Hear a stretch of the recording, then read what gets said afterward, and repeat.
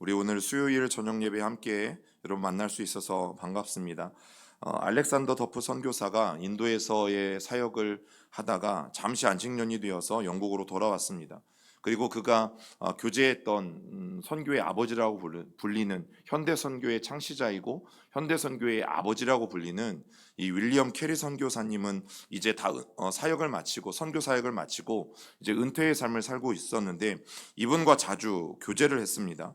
그리고 만나는 사람마다 이 알렉산더 더프가 했던 이야기들이 뭐냐면 계속해서 이 윌리엄 캐리의 선교 사역을 칭찬하고 이 캐리의 업적을 자랑하고 다닌 거죠. 그런데 이 윌리엄 캐리가 그걸 알았어요. 더프가 주변에 다니면서 내 칭찬을 그렇게 하고 다닌다고. 만약 여러분이라면 어떻게 하시겠어요?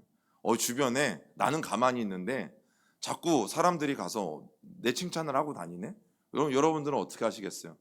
그죠? 얼마나 좋아요? 가만히 있어도 소문이 나고 가만히 있어도 칭찬을 받고 너무너무 좋잖아요. 그런데 더프가 자신을 칭찬하고 다닌다는 소식을 듣고 이 윌리엄 캐리가 한번 자기의 집으로 초대했어요. 그리고 뭐라고 말했냐면 더프 선교사님, 이제 나에 대한 자랑은 그만해 주시고 나를 위해서 기도해 주십시오 라고 정중하게 부탁을 했어요.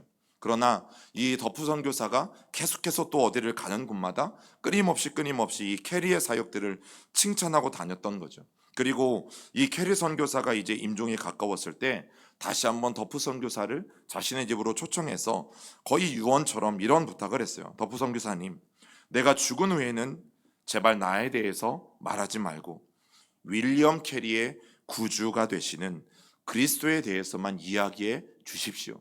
여러분, 계속되는 이 캐리의 요청에 더프는 크게 뉘우쳤다고 해요. 그래서 더 이상 앞으로는 캐리가 얼마나 위대한 일을 했는지 그 업적을 칭송하지 않고 바로 예수 그리스도만을 자랑하는 선교사가 되었다고 하죠. 여러분, 오늘 이제 말씀을 우리가 함께 시작하면서 우리 안에 있는 자랑, 또 우리는 삶을 살아가면서 무엇을 드러내고 무엇을 나타내고 싶어 하는지 여러분 그런 것들을 돌아보고 또 깊이 생각해 볼 수 있는 시간이 될 수 있기를 간절히 소망합니다. 여러분, 오늘 우리가 두 번째로 나눌 제사의 종류는 소제라는 제사예요. 이 소제라는 제사는 기간이 있었어요. 초실절에서부터 오순절까지 50일이 되는 기간 동안 매일매일 드렸던 제사가 바로 소제의 제사였어요. 초실절이 언제예요? 부활절이죠. 그리고 오순절은 언제예요? 성령 강림 주일이죠. 그 50일 동안 여러분 매일매일 하나님 앞에 제사를 드렸는데 그 제사의 특징은 무엇인가 하면 피 없는 제사. 여러분, 모든 제사는 다 피 흘림이 있는 제사였어요. 그런데 이 피 흘림이 왜 중요하냐면 피 흘림이 있어야지만 우리의 죄가 사함받을 수 있어요. 그래서 성경에는 피 흘림이 없으면 죄 사함이 없다라고 말하고 있고, 예수 그리스도께서 십자가에 피 흘려 죽으신 이유도 그분이 다른 죽음도 있잖아요. 십자가가 아니더라도. 그죠? 아니에요? 꼭 십자가여야만 돼요? 아니잖아요. 여러분, 죽는 방법은 다 여러 가지가 있어요. 많이 있어요. 피 흘리지 않고도 죽을 수 있어요. 그런데 예수님께서 꼭 피 흘리고 돌아가신 이유는 여러분 그분의 피 흘리심으로 말미암아 우리의 죄가 사해졌다라는 놀라운 복음이 그 안에 담겨져 있죠. 그런데 이 소제의 제사를 보면 피 흘림이 없는 제사다라고 성경은 분명히 밝히고 있고, 그러면 이것은 우리의 죄 용서와는 상관이 없는 제사이죠. 그러면 이 소제의 의미가 무엇인가? 바로 하나님의 은혜에 대한 감사, 그리고 그 하나님에 대한 충성과 헌신을 다짐하는 제사가 이제 오늘 우리가 함께 나누려고 하는 소제의 제사예요. 그것으로 말미암아 우리가 성별된 삶을 살겠습니다. 하나님 앞에서 이제 우리는 거룩한 삶을 살겠습니다라고 다짐하며 드리는 제사가 여러분 소제의 제사예요. 그리고 소제는 곡식을 그 제물로 하나님 앞에 드렸고, 그리고 그 위에 오늘 두 가지를 특별하게 더해서 드리는데 유향과 소금을 드리는 것들을 보게 되어지죠.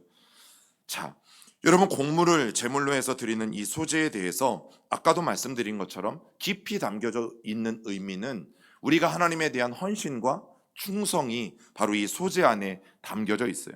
그렇기 때문에 여러분, 충성과 헌신은 예배를 드릴 때만 합니까? 아니면 예배를 마치고 우리의 일상으로 돌아가서도 해야 합니까? 어때요? 충성과 헌신은 교회에서만 하는 거예요? 아니면 저와 여러분들의 일상적인 삶에서도 하는 거예요? 그렇죠. 일상적인 삶에서도 하는 거죠. 여러분, 그렇기 때문에 오늘 우리가 함께 드리는 이 소재가 우리에게 알려주시는 매우 귀한 정신은, 하나님 앞에 드리는 헌신과 봉사는 저와 여러분들의 삶으로도 자연스럽게 이어져야 된다라는 거예요. 그래서 예배 그 자체만 하나님 앞에 잘 드리면 되는 것이 아니라, 하나님 앞에 예배를 잘 드린 사람들은 결국 삶에서도 헌신과 충성의 삶이 나타날 수밖에 없음을 오늘 우리에게 알려줍니다. 자, 그렇기 때문에 예배 시간에만 예배 잘 드리면 된다? 여러분, 그것은 오늘 성경이 말하는 예배의 바른 정신이 아닌 것을 우리는 알 수 있어요. 그래서 오늘 우리가 소재에 대해서 구체적으로 좀 함께 살펴볼 텐데, 자, 소재의 특징 가운데 하나가 뭐냐면 자원제. 여러분, 번제, 소제, 화목제는 자원제라고 말씀을 드렸어요. 자원제는 뭐예요?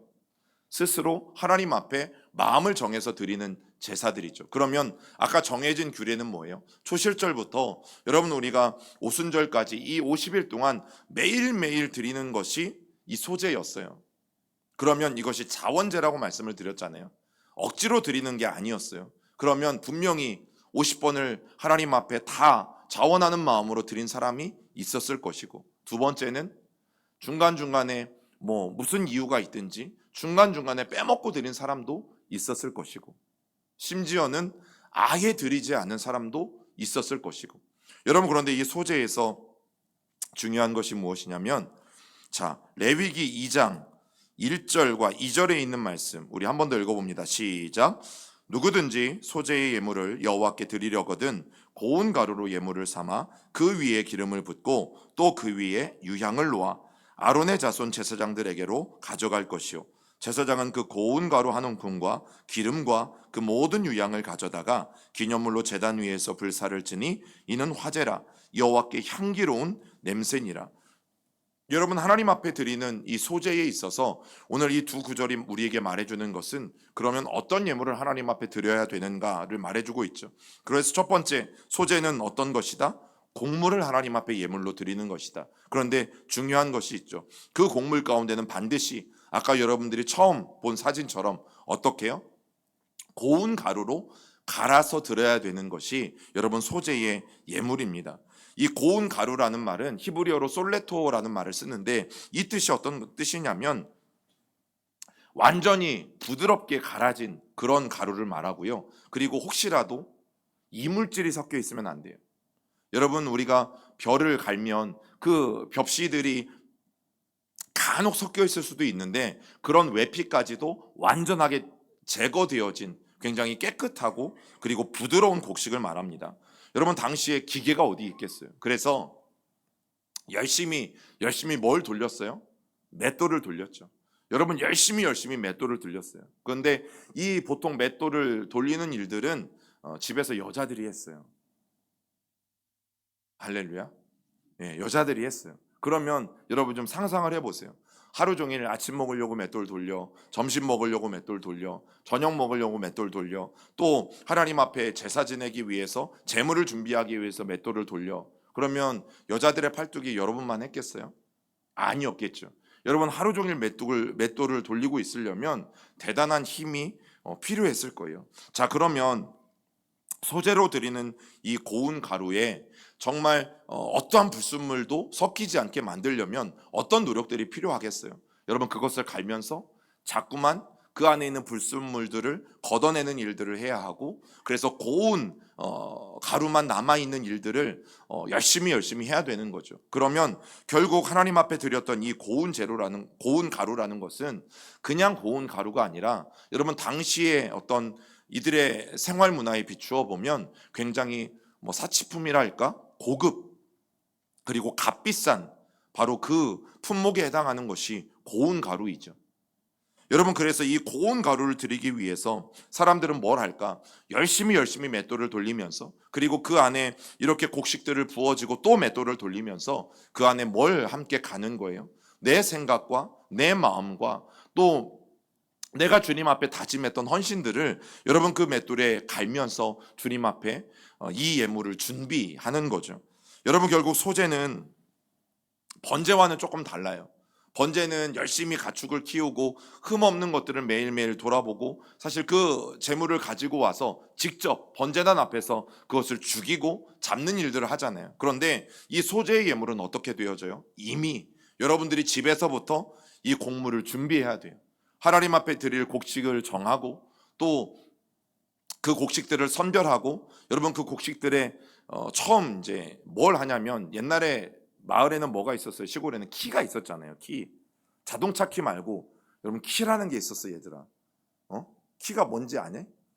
뭐 165 이런 거 말고 키가 있었어요. 그래서 여러분 이 키를 가지고 이제 가을에 탈곡을 하면 거기에 이제 뭐 콩이든 아니면 벼든 열심히 바람에 날리면서 뭘 했어요? 우리가 아는 것처럼 쭉정이는 날려보내고 알곡만 그 키 안으로 거두어 드리는 일을 했죠. 그리고 그 일들을 하면 열심히 이 잘못된 것들은 골라내고 이제 알맹이들을 가는 거죠. 여러분 그런 노력들이 필요한 것이 바로 고운 가루를 준비하는 일들이에요.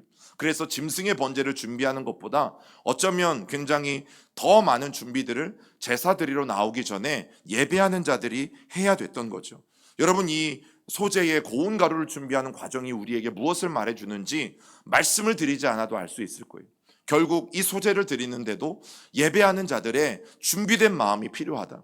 예배는 그냥 나와서 드리는 것이 아니라 하나님 앞에 고운 가루로 제사하기 위해서 정성껏 시간을 들여서 준비하는 과정들이 분명히 필요하다라는 것을 성경은 우리에게 말해주고 있는 거죠. 여러분 예배는 그냥 드려질 수 있는 게 아니에요. 여러분 오늘 찬양팀이 수요 찬양팀이 했던 찬양 오늘 그냥 와서 그냥 다 한 거잖아요. 그죠? 한 번도 안 불러본 노래를 오늘 다 악보 펴가지고 오늘 다 한 거잖아요. 그죠? 아니라고 말씀을 드렸잖아요.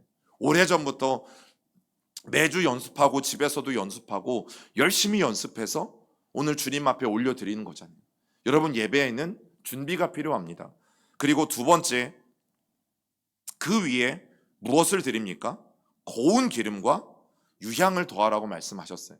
여러분 그 고운 가루 위에 고운 기름과 유향을 더하라고 말씀하셨는데 이 두 가지가 말해주는 것은 모두가 당시에 귀한 것이었어요. 여러분 고운 기름이라고 할 때 성경에 말하는 기름은 까놀라유일까요? 포도씨유일까요? 뭐 옥수수 식용유일까요? 아니면 올리브 기름일까요? 무슨 기름일까요? 올리브 기름이에요. 감람류. 성경에 감람유라고 적혀 있는 게 올리브라고 말씀을 드렸잖아요. 여러분 성경이 말하는 기름은 올리브 기름이에요. 올리브 기름은 기름 중에도 제일 비싸고요. 그리고 여기에서 말하는 고운 기름은 올리브 기름은 올리브 열매를 따면 4번 기름을 짭니다. 그리고 가장 처음 짠 기름이 가장 비싼 기름이에요. 가장 순수한 기름이고 순도가 가장 높고, 그리고 처음 짠 기름은 무조건 하나님의 성전에 드려졌고, 그리고 그 기름이 현 시세로 따지면 제일 비싼 기름이에요. 그리고 3번, 4번째까지 짜고 결국에는 짜서 기름도 나오지 않는 이 올리브 열매, 부스러진 올리브 열매는 땔감으로까지 쓰죠. 여러분 이 고운 기름은 첫 번째 짠 기름, 가장 순수한 기름, 값으로 따져도 가장 비싼 기름. 그래서 고운 기름이라는 의미와 유향이라는 것은 모두가 귀하다라는 것을 우리에게 말해주고 있고, 또 하나 영적으로 보면 성경에서 말하는 기름은 성령 하나님을 상징하는 경우가 참 많아요. 그리고 유향은 기도를 의미하고 있는 것들을 또 우리가 성경을 통해서 알 수 있어요. 자, 그러면 우리가 이 두 가지 하나님 앞에 드려질 소제의 제물을 통해서 알 수 있는 것들이 있죠. 예배는 우리가 하나님 앞에 나와서 내가 가지고 있는 내 생각과 내 뜻이 하나님의 그 말씀이라는 맷돌에 넣어져서 곱게 갈아져야 되는 시간이에요. 내가 3년을 예수 믿고 10년을 예수 믿고 20년을 예수 믿었는데도 여전히 내 삶을 돌아보면 내 머릿속에는 삶의 방식이 남아있다면, 세상의 방식이 남아있다면, 나는 여전히 세상의 경험들만 가지고 신앙생활을 하고 있다면, 여러분 우리는 반드시 우리의 신앙을 되돌아볼 수 있어야 되죠. 여러분 오늘도 예배에 나와서 우리가 해야 될 일들은 하나님의 말씀에 내 생각과 내 가치관을 비추어서 이것이 잘못된 것이면 말씀의 맷돌 안에 넣고 오늘도 곱게 갈아서 오늘 다시금 하나님의 은혜 가운데 새롭게 되어짐으로 여러분 우리는 이 예배당 문을 나가야 되는 거죠. 만약 조금이라도 내 것이 남아있지 않도록 다 갈아내는 시간이, 그리고 우리 안에 있는 불순물들을 깨끗하게 끄집어내는 시간이 바로 하나님 앞에 드리는 예배의 시간이라는 것을 여러분 소재가 우리에게 알려줍니다. 여러분, 미세한 분말이 될 때까지, 완전히 그 곡식들을 고운 가루가 될 때까지 다 하나님 앞에서 갈아드려야지만 여러분, 하나님이 그런 우리 안에 오셔서 하나님의 새로운 일들을 시작하실 수 있는 거죠. 여러분, 우리 안에 있는 거짓된 것들이, 내 안에 있는 더러움들이, 내 안에 있는 세상적인 가치관들이 뽑혀지지 아니하고 하나님의 것들이 들어와서 우리 안에 새로운 일들은 시작할 수 없는 거죠. 우유를 먹던 잔에 커피를 드시려면 그 우유를 다 마시든지 아니면 그 우유를 버리든지, 여러분, 그리고 나서 커피를 부어야 되는 것처럼 결국에는 우리 안에 하나님의 것들로 갈아들이는 헌신이 있어야지만 결국에는 우리 안에 새로운 하나님의 역사는 일어나요. 여러분, 지난주 주일 예배와 연장선상에서 보면 하나님은 분명히 우리를 향한 하나님의 길을 가지고 있지만 그 길은 모두에게 보이는 길은 아니라고 말씀드렸어요.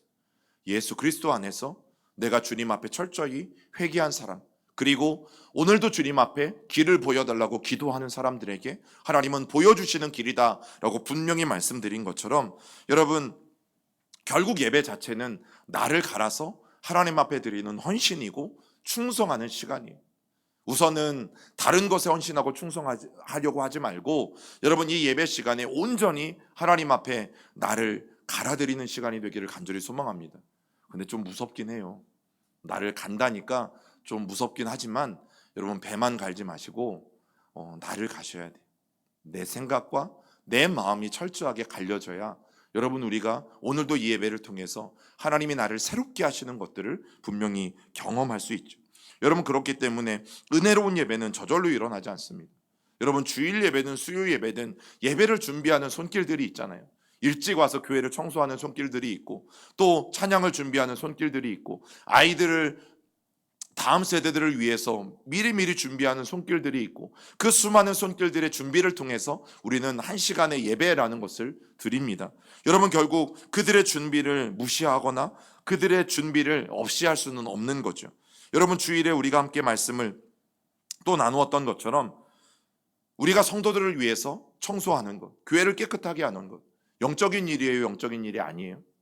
여러분, 예배, 말씀, 찬양, 기도, 이것만 영적인 일이 아니라, 이것만 거룩한 일이 아니라 예수님께서 제자들을 위해서 정성껏 아침 식사를 준비해 놓으신 그것 또한 영적인 일이었던 것처럼 우리가 함께 식사 공동체를 누리기 위해서 열심히 국수를 삶고 열심히 설거지를 하고, 이것도 어떤 일이에요?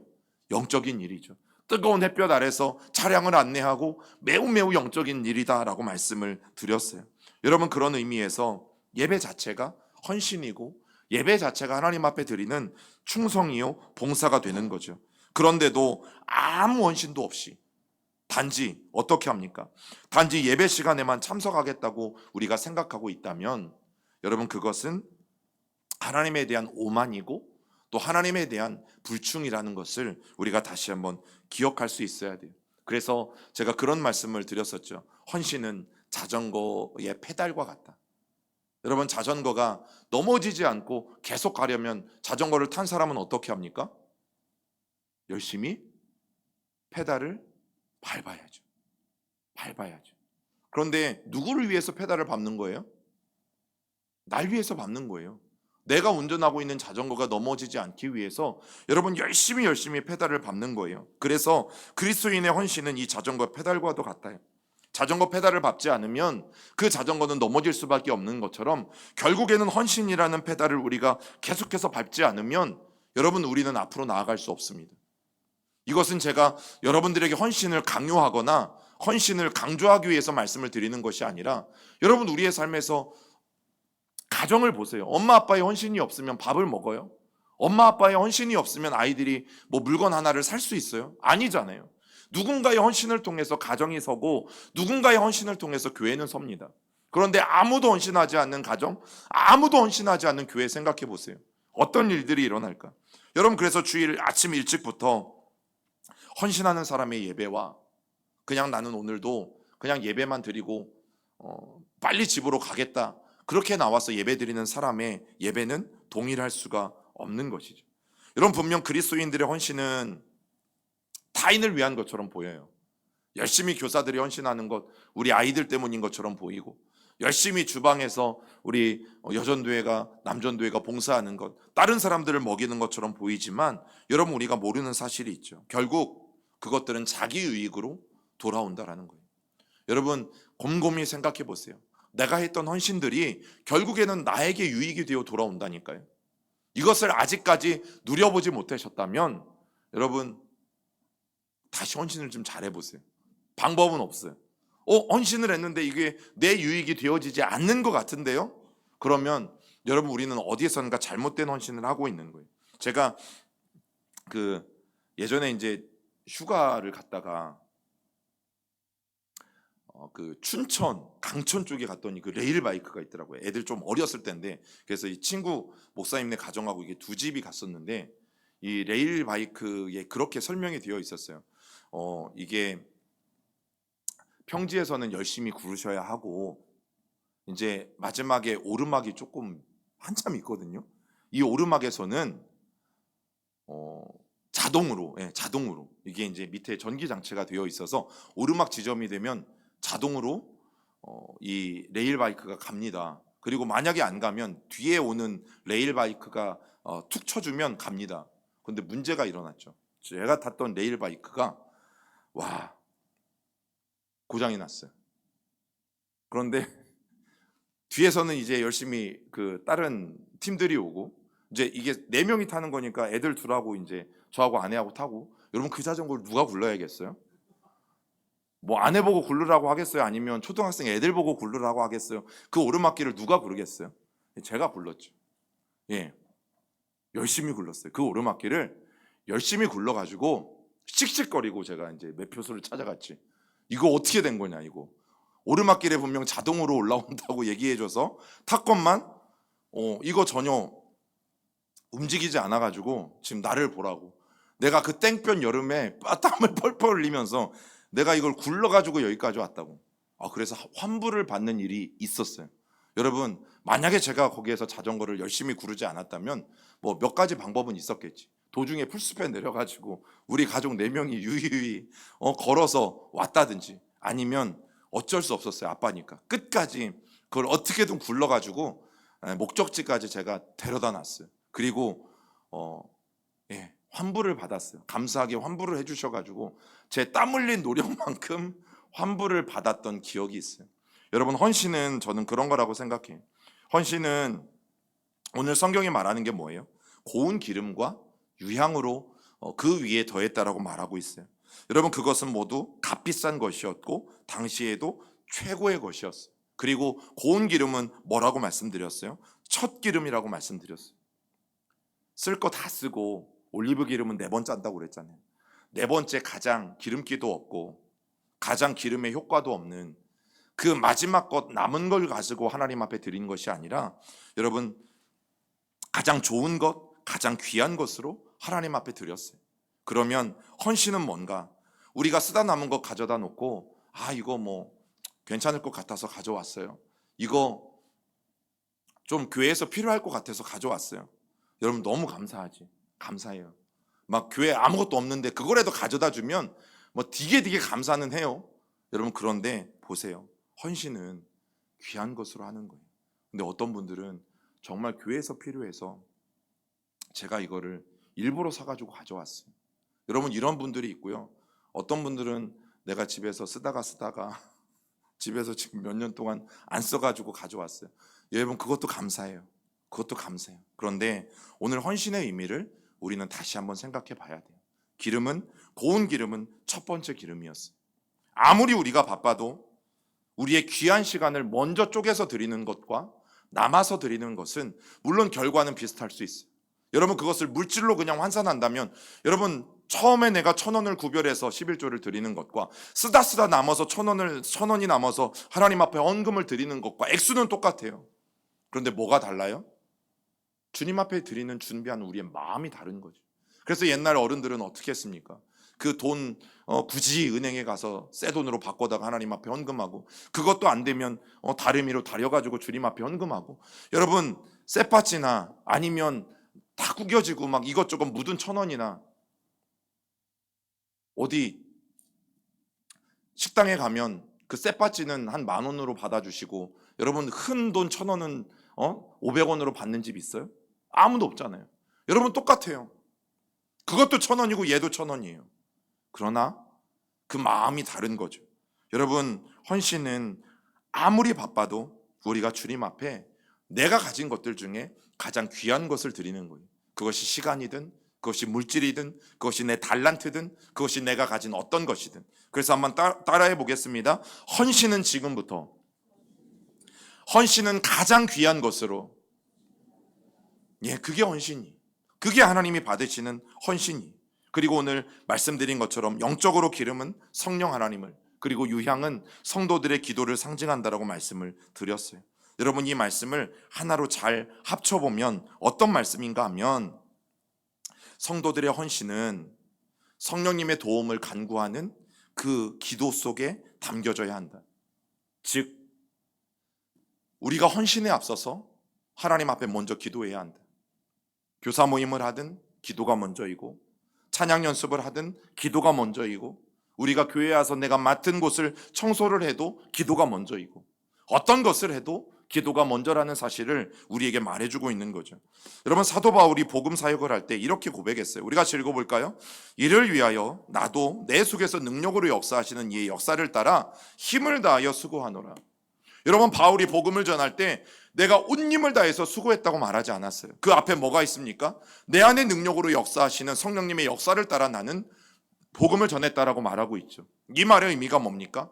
여러분, 바울의 모든 사역들 앞에는 기도가 있었고 하나님과 동행하는 것이 있었죠. 여러분, 우리의 헌신이 정말 귀한 헌신이 되려면, 남에게 상처 주지 않는 헌신이 되려면 어떻게 해야 돼요? 우리의 헌신이 그 기도라는 그릇에 잘 담겨져 있어야 돼요. 왜냐하면 내 열정만을 가지고 하다 보면 결국에는 상처받는 사람이 생기고, 결국에는 문제가 생기고, 결국에는 오히려 사랑하는 성도들을 해치는 일들도 일어날 수 있기 때문이에요. 여러분, 우리가 우리의 지식과 우리의 경험 있어요. 그런데 바울도 그 지식과 경험을 의지하지 않고 나는 어떻게 사역한다? 내 속에서 능력으로 역사하시는 그 이의 역사, 그분이 누구예요? 하나님, 그분의 역사를 따라서 자기는 오늘도 힘을 다해서 복음을 전한다. 그러면 이 두 가지가 우리의 헌신에 필요하다는 것을 알 수 있죠. 첫 번째, 하나님의 역사. 두 번째, 오늘 저와 여러분들이 최선을 다해서 수고하는 것. 그런데 하나님의 역사는 어떻게 일어납니까? 우리가 기도함으로 그 역사가 일어나는 것들을 보게 되어지죠. 여러분, 오늘 두 번째, 하나님 앞에 소제를 드릴 때 주의사항이 있습니다. 우리 같이 11절 13절 읽어봅니다.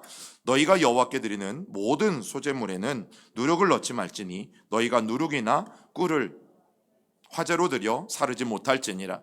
처음 익은 것으로는 그것을 여호와께 드릴지, 향기로운 냄새를 위하여는 제단에 올리지 말지며, 내 모든 소제물에 소금을 치라. 내 하나님의 언약의 소금을 내 소제에 빼지 못할지니 내 모든 예물에 소금을 드릴지니라. 여러분, 이 말씀해 보면 첫 번째, 누룩과 꿀을 넣으면 안 된다고 11절에 말씀하고 있죠. 누룩과 꿀을 넣으면 안 된다. 여러분, 누룩의 역할은 뭐예요? 실제보다 그 빵을 더 부풀리는 것에 목적이 있는 게 누룩이죠. 그리고 꿀은 뭐예요? 여러분, 음식에 이 겉에다 꿀을 바르면 그 음식이 반질반질해서 더 맛있어 보이고 더 괜찮아 보이죠. 이 두 가지를 하지 말라라는 거예요. 어디에? 그리스도인들의 헌신과 봉사에. 왜냐하면 결국 누룩을 넣어서 내 공을 과장하는 일들이 있죠. 그리고 별것도 아닌 것에 자꾸만 꿀을 발라서 괜찮은 것처럼 보이게 만드는 일들이 있죠. 여러분, 그것은 헌신이 아니라 자기 홍보일 뿐이라고 성경은 우리에게 말해주는 거예요. 그리고 두 번째, 반드시 소금을 치래요. 여러분, 한국에는 소금을 언제 칩니까? 음식에 말고 언제 소금 뿌려요, 사람한테? 뭔가 재수가 없을 때 소금을 뿌리죠. 그런데 의미가 전혀 달라요. 자, 마태복음 말씀 같이 읽어보겠습니다. 시작. 너희는 세상의 소금이니 소금이 만일 그 맛을 잃으면 무엇으로 짜게 하리요? 후에는 아무 쓸데없어 다만 밖에 버려져 사람에게 밟힐 뿐이니라. 여러분, 소금의 역할이 뭐냐면 결국에는 그 소금이 음식에 들어가게 되어지면 소금이라는 존재는 그 모습이 사라져요. 그런데 어떤 일들이 일어납니까? 그 소금 때문에 소금이 뿌려진 음식 가운데는 있는 모습 그대로 보존되어지는 일들이 일어나게 되어지는 거죠. 그래서 오늘 말씀하고 있는 이 소금의 의미는 바로 그 의미예요. 오늘 저와 여러분들이 내 것을 다 들여서 헌신하고 충성하게 되어질 때에 소금이 보여지지 않는 것처럼 나는 보이지 않는 거죠. 음식에 들어가면 소금이 맛이 납니다. 심심하던 음식이 간이 맞고 맛이 납니다. 그런데 뭐는 보이지 않아요? 소금은 보이지 않아요. 그런데 우리는 알아요. 뭐를 알아요? 소금이라는 존재가 있는 건 알죠. 여러분, 사람들이 말 안 해준다고 모르는 게 아니에요. 누가 했는지 알고요. 누가 얼마나 헌신하고 있는지 알고요. 누가 얼마나 또 열심히 충성하고 있는지 알아요. 그렇기 때문에 오늘 성경이 우리에게 분명히 말씀해 주는 것, 우리의 모든 것을 하나님 앞에 다 내어드리지만 보이지 말아야 할 것은 결국 나 자신이다. 그러면 누가 우리의 삶을 통해서 나타나야 합니까? 바로 성령 하나님의 역사. 여러분, 설교 초반에 말씀드렸던 윌리엄 캐리가 했던 말을 여러분 마음속에 꼭 기억하셨으면 좋겠어요. 더프 선교사님, 어디를 가든지 이제는 더 이상 내가 어떤 업적을 세웠는지 나에 대한 이야기는 하지 말아주시고 오직 내 안에 그렇게 역사하셨던 예수 그리스도를 전해달라고, 오직 예수 그리스도에 대해서만 이제부터는 이야기해 달라고 말했던 여러분 윌리엄 캐리의 이야기를 우리가 마음속에 새길 수 있어야 돼요. 그리고 요단강을 이스라엘 백성들이 건너고 나서 그들이 길갈에 12개의 돌을 세웠잖아요. 이 12개의 돌을 세운 이유가 뭐였어요? 여호수아가, 위대한 여호수아가 우리를 인도해서 요단강을 건넜다? 아니었잖아요. 누구를 위해서? 하나님의 하신 일을 기억하기 위해서, 하나님의 행하셨음을 기억하기 위해서 그들은 12돌을 세웠어요. 아무것도 새기지 않은 12돌 자연석을 갖다가 그냥 세워 놓았어요. 여러분, 동일합니다. 오늘 우리 그리스도인들의 삶에서 저와 여러분들의 이름이 드러나지 않는 것이 우리의 신앙생활에 있어서 매우 유익이죠. 그런데 우리의 본성은 뭐냐면 자꾸만 내 이름이 드러나고 싶죠. 여러분, 그것이 또 세상의 어떤 이치잖아요.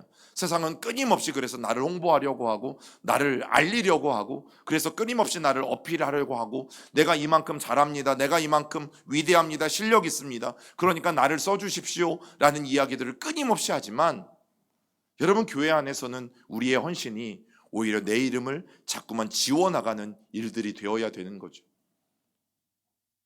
무엇이 잘 고쳐져 있을 때 누가 했는지 모르고, 어떤 새로운 것이 교회 안에 들어와 있을 때 누가 했는지 모르고, 어떤 곳이 깨끗하게 되어져 있는데 누가 했는지 모르고, 여러분, 그런 일들이 교회 안에 자꾸만 일어나야지. 아무도 알아주지 않으니까, 아무도 하지 않아가지고 전구가 나가 있는데도 아무도 고치지 않고, 뭐가 떨어졌는데도 아무도 치우지 않고, 여러분, 그런 교회가 되면 되겠어요? 여러분, 우리 교회는 아무도 알아주지 않아도, 또 내 이름이 드러나지 않아도 그냥 눈에 보이는 것 하나 먼저 하는 교회가, 여러분, 저는 우리 시온교회라고 분명히 믿습니다. 여러분, 예배는 철저히 하나님을 위한 것이라고 말씀을 드렸잖아요. 예물도 마찬가지예요. 예물도 우리가 주님 앞에 드리는 예물, 여러분들이 이제 열심히 헌금 봉투에 이제 성함 쓰시잖아요. 이게 다 기부금 영수증 우리가 떼야 되기 때문에 뭐 하셔야 되고 해요. 하는데, 여러분, 제가 이제 가끔 이제 느끼셨겠지만 매월 첫 주에 이제 성찬식이 있어서 시간이 조금 더 들어가는 예배 시간이 소요되는 그 주에는 웬만하면 헌금 봉투를 읽지 않죠. 큰일 났네. 와, 내가 오늘 특별히 마음을 먹고 헌금 봉투에 이름하고 기도 제목까지 내가 빽빽하게 써서 냈는데 하필 오늘 목사님이 안 읽었네. 목사님이 첫 주는 안 읽은다고 하시니까 이제 내가 첫 주는 건너뛰고 둘째 주, 셋째 주, 넷째 주만 헌금을 드려야겠다? 맞아요, 틀려요? 여러분, 헌금도 사실 그래요. 이미 여러분들이 예배를 준비하면서 헌금을 준비하실 거 아니에요. 그러면 거기에다 이제 일일이 적으시잖아요. 그럼 우리 하나님이 꼭 여기에서 담임 목사가 헌금의 기도 제목을 읽어줘야 들으시는 거예요? 아니면 여러분들이 이미 그 마음에 소원을 담아서 기도의 제목을 그렇게 봉투에 쓰실 그 순간에 하나님이 이미 들으시는 거예요? 어떤 하나님이세요?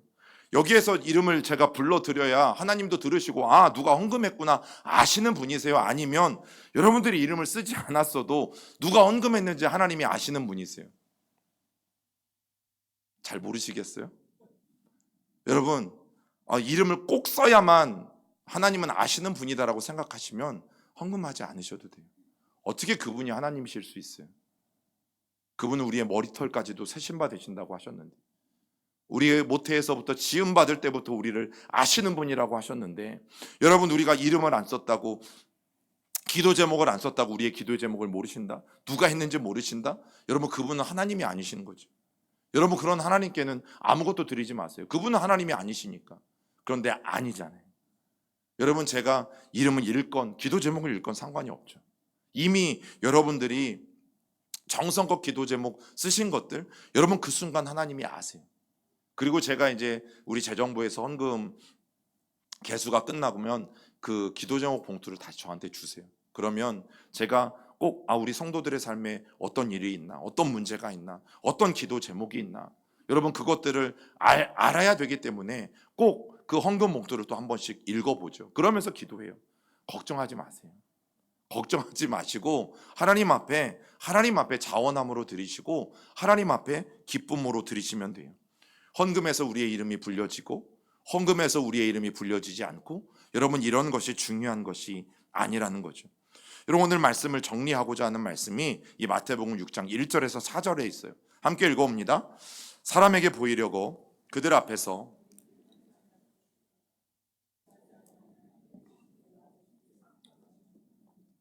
그러므로 구제할 때에 외식하는 자가 사람에게서 영광을 받으려고 회당과 거리에서 하는 것 같이 너희 앞에 나팔을 불지 말라. 진실로 너희에게 이르노니 그들은 자기 상을 이미 받았느니라. 너는 구제할 때에 오른손이 아는 것을 왼손이 모르게 하여 내 구제함을 은밀하게 하라. 은밀한 중에 보시는 너희 아버지께서 갚으시리라. 여러분, 이 말씀은 사실 구제에 대해서만 말씀하고 있는 것이 아니라 오늘 저와 여러분들이 드리는 하나님 앞에 드리는 이 예배, 그리고 헌신과 충성, 그리고 헌금이든지 저와 여러분들의 모든 행위를 말하고 있어요. 이 모든 일들 앞에서 사람에게 보이려고 그 일들을 하지 말라라고 우리는 분명히 말하고 있죠. 그러나 여러분, 저도 그래요. 늘 이 유혹이 내 안에 공존하죠. 어떻게라도 사람들이 알아주면 좋겠네라는 마음이 늘 죄인된 우리들의 마음속에는 공존하게 되어져 있어요. 그러나 끊임없이 우리는 주님 앞에 결정하고 나아가는 거예요. 하나님이 보시고 하나님이 만족하셨다면 어떤 것입니까? 그걸로 족한 것이죠. 여러분, 그런 우리의 헌신과 충성이 어떤 모양이든지 결국 내가 죽고 예수가 드러나게 된다면 여러분, 그 교회는 굉장히 행복한 교회가 되는 거예요. 그리고 그런 성도들의 삶은 기쁨의 삶이 될 수밖에 없는 거죠. 오늘 저와 여러분들의 삶이 주님 앞에 이런 삶이 됐으면 좋겠어요. 하나님 앞에 우리가 드리는 작은 헌신 하나도, 충성되는 이 헌신 하나도 결국에는 나는 드러나지 않고 예수만 드러나는 저와 여러분들의 헌신이 되어진다면 여러분, 그런 교회는 소문이 납니다. 그런 교회는 칭찬받는 교회가 됩니다. 또 그런 성도는 하나님이 정말 기뻐하시는 성도가 됩니다. 여러분, 그러한 신앙이 오늘 저와 여러분들의 신앙이 될 수 있기를 간절히 주님의 이름으로 축원합니다. 우리 같이